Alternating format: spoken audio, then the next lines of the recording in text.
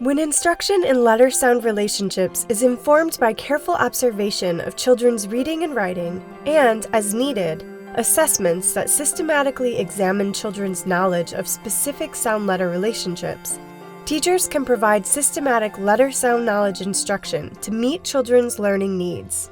It's really important to understand the letter-sound relationships that kids have as they're becoming readers and writers. Just getting that letter-to-sound correlation will really tell me a lot about how they're sounding out words or really understanding the letter-to-sound relationship and producing it in their writing. And when they get to a new word in their reading, they also are able to use that letter-sound correlation to help them sound out those words. One of the ways that I figure out how they know about letters and sounds at the beginning of the year is I use a spelling inventory, and this is an example of a spelling inventory that I've used. And the students get a list of words and they just spell those words, and I can kind of assess the letter to sound relationship and their letter knowledge, whether it matches the specific sound or they're using different spelling patterns within the words to really give me a good idea of where they're starting with their knowledge of letters and sounds.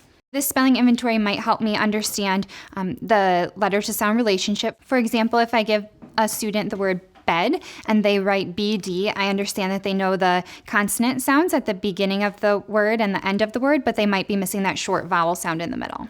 So it gives me a good baseline to start with. And it really helps me understand where they're at with their letter-to-sound relationship so I can see it within their reading and within their writing. And I might make small groups with that and pull them during writing time or pull them during reading time to really give them that strategic small group intervention to meet their needs exactly where they're at within their letter-to-sound relationship understanding.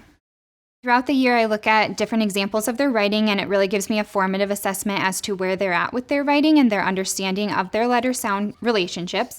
The student wrote the word tried, and they wrote TRIDE instead of TRIED. This student used a really great strategy here with the E at the end, where the E is making the I say its name. However, they also can learn that there's multiple patterns there that they could be using, and that the E at the end isn't the only way to make I say its name or the long sound.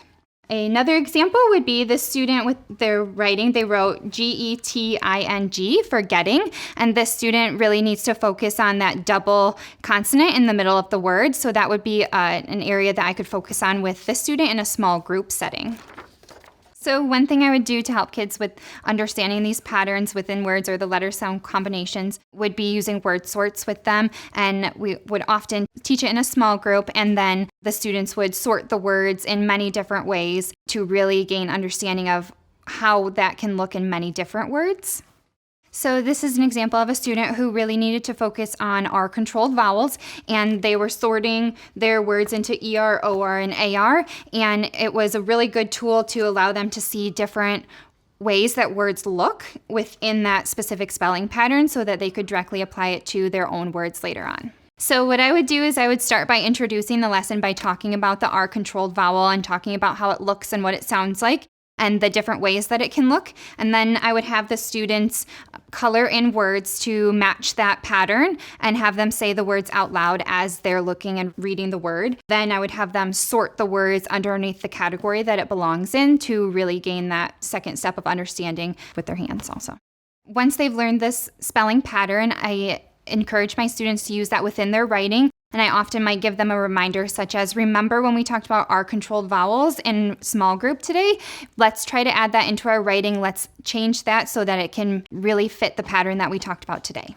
When the students have learned a word pattern, I encourage them to use that pattern within their writing. So when they're editing their writing, they have the ability to go back and use that to edit their writing. These informal assessments that I'm using are a really great tool for me as a teacher because it gives me a good idea of where my students are at and where I can provide support for them so that they can grow to be the best readers and writers that they can be. Learn more at literacyessentials.org.